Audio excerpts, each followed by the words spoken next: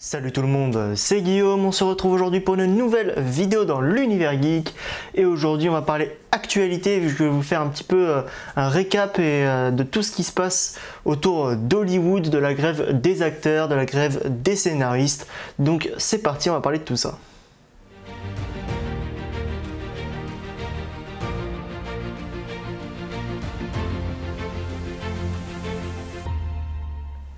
Alors je ne suis pas un grand spécialiste, un grand connaisseur dans le moindre détail de ce mouvement de grande grève à Hollywood, mais je vais vous donner un petit peu quelques petites infos que j'ai et surtout on va se concentrer vraiment sur l'impact que cela va avoir sur les futurs films et séries qui devraient sortir dans les prochaines années. Alors en termes de contexte, en réalité depuis maintenant plusieurs semaines, plusieurs mois, les scénaristes ont décidé de se mettre en grève. Donc ce qu'ils demandent tout simplement c'est une revalorisation de salaire, donc pour pouvoir être mieux payés. Bien évidemment ce sont principalement les petits scénaristes entre guillemets, ceux qui touchent le moins d'argent, qui font véritablement grève et qui manifestent en tout cas véritablement, mais quand même les grands scénaristes, tout comme on va en parler après, les grands acteurs font partie aussi des syndicats, eux aussi du coup se joignent à la grève, mais ce ne sont pas, ça a été précisé par les syndicats, que ce soit par les syndicats ou même par les acteurs qui soutiennent et qui font grève, même les grands acteurs ou les grands scénaristes.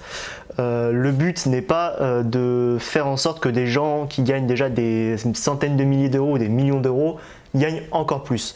Le tout, c'est de soutenir les scénaristes ou les acteurs qui gagnent très peu, parce que ce qu'on pense souvent quand on pense acteur, Will Smith, Margot Robbie, Cillian Murphy, enfin voilà, on pense toujours à des grands acteurs, mais 90%, 95% même des acteurs, que ce soit en France ou à Hollywood, en réalité gagnent très peu leur vie, ou gagnent en tout cas leur vie suffisamment, mais sont payés vraiment le strict minimum, et voilà, le reste, les 5% ou les même moins, sont ceux qu'on connaît, sont les grandes têtes d'affiche, mais la plupart en réalité sont très peu payés très disons faiblement, et du coup c'est donc pour ça que cette grève a lieu. Donc les scénaristes, elle a commencé il y a plusieurs semaines, plusieurs mois même, j'en entends parler depuis pas mal de temps, et la grève des acteurs a donc commencé il y a quelques jours. Je pense notamment à cette anecdote où les acteurs à l'avant-première d'Oppenheimer à Londres ont du coup quitté l'avant-première en plein milieu, parce que la grève commençait à une heure précise, et donc du coup ils ont décidé de quitter tout simplement l'avant-première. Donc voilà pour le contexte. On ne sait pas combien de temps ça va durer, donc ça va être des négociations entre les syndicats, les grands studios, tout ça va se faire en coulisses. On espère qu'en tout cas que des accords vont pouvoir être trouvés très rapidement, parce qu'on a eu déjà pas mal de reports qui ont été annoncés. Alors on sait que quand la grève des scénaristes avait été annoncée, il y avait eu quelques reports, il y avait eu surtout du côté de Marvel, du côté d'Avatar aussi, enfin voilà, il y a eu pas mal de reports, mais j'avais vu pas mal de choses aussi qui disaient c'est pas grave, scénariste, nous le scénario il est déjà prêt, ou des trucs comme ça, ou enfin, où les gens, ils avaient annoncé que beaucoup de projets pouvaient continuer. Là, en termes d'acteurs, c'est un peu plus compliqué. Il y a énormément de projets donc qui vont être repoussés, dont le tournage par exemple a été arrêté. On pense notamment du coup à Deadpool 3, où Ryan Reynolds donc avait commencé à diffuser pas mal de photos de tournage, et il a été aussi annoncé que du coup que le tournage était en pause, qu'il s'arrêtait. Le film est prévu pour mai 2024, mais pour le moment du coup on pense, on suppose fortement qu'il va y avoir des reports, hein. La grève ne va pas s'arrêter dans 2 ou 3 jours, je pense. Elle va durer plusieurs jours, plusieurs semaines, on n'espère pas plusieurs mois.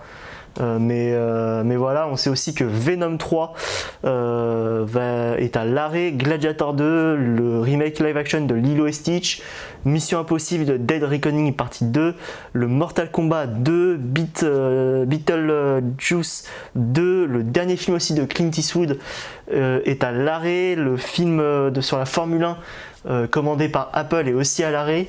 On sait aussi que Christopher Nolan a déclaré qu'il ne travaillerait pas sur son prochain film tant que la situation du côté des scénaristes et des acteurs sera pas réglée. Donc on a énormément de films qui sont repoussés. Du côté de Marvel, on sait aussi qu'il y a énormément de choses qui vont être reprogrammées. Et aussi, même si forcément on y pense un petit peu moins, mais ça reste des acteurs qui performent les films d'animation, et il y aura énormément, et il y a déjà énormément d'impact sur les films d'animation. Alors j'ai pas eu de nom et d'écho à ce niveau-là en termes de titres de films qui est à l'arrêt ou qui va être potentiellement repoussé, mais en tout cas on sait que les films d'animation sont aussi fortement impactés.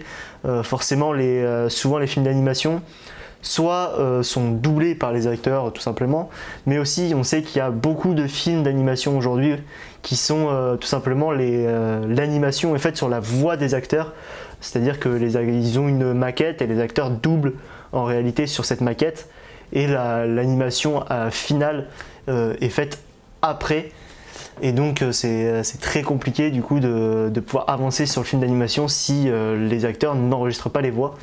Donc voilà, c'est à peu près tout ce que j'avais à dire sur cette grève des acteurs et des scénaristes. J'espère moi que vraiment ça va être réglé le plus rapidement possible pour vraiment recontextualiser une dernière fois.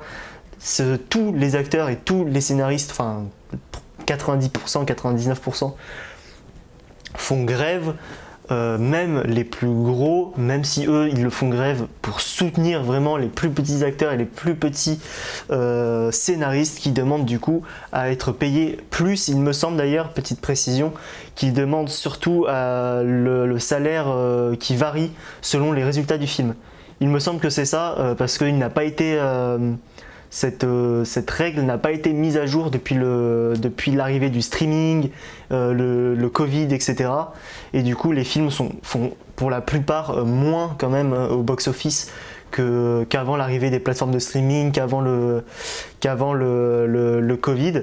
Et du coup, forcément, les revenus qui étaient donnés aux acteurs ou aux scénaristes qui était basé sur le nombre d'entrées au box-office, ou en tout cas l'argent rapporté par le box-office, et bah du coup vu que ce nombre-là a diminué de par l'impact des plateformes de streaming et du Covid, et bah forcément les revenus des acteurs et des scénaristes qui dépendaient de ça a aussi diminué, alors que c'est toute l'industrie du coup qui a été frappée, et que ce n'est pas par rapport à la qualité du film ou à la rentabilité du film. Vraiment c'est une situation globale, donc il faut remodifier cette règle, remodifier voilà toute cette histoire de revenus.